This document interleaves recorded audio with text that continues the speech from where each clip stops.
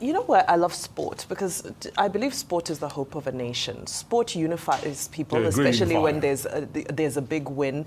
Sport is one of those things that really just brings people together, no matter your race, no matter your ethnicity or whatever. True. When your team wins in that moment, everybody is excited and there's so much camaraderie.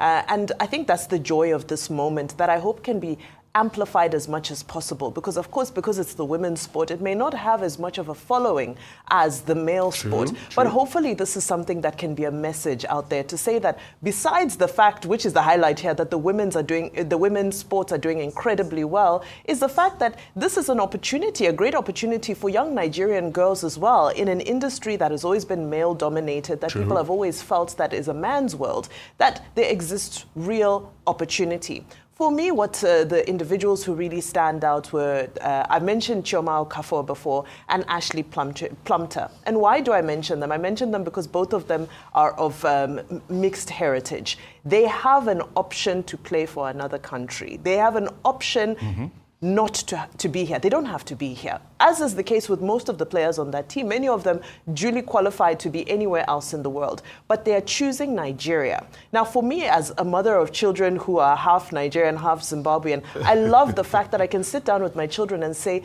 can you see what Nigeria has to offer you? Can you see, if you put your best foot forward, you don't have to be like those who are running away from the country, doing all sorts to try and get a foreign passport and to try. No. So let us build the structures, the ecosystems that ensure that when our young people get involved, when they do well, when they win, they are well rewarded, they are celebrated. Systems that don't have corruption, systems that don't have some of the usual ills that we hear about, especially where sport is concerned. So let this be an encouragement, especially for organizations like National Orientation Agency, who are always trying to do a lot to communicate the positive side of Nigeria.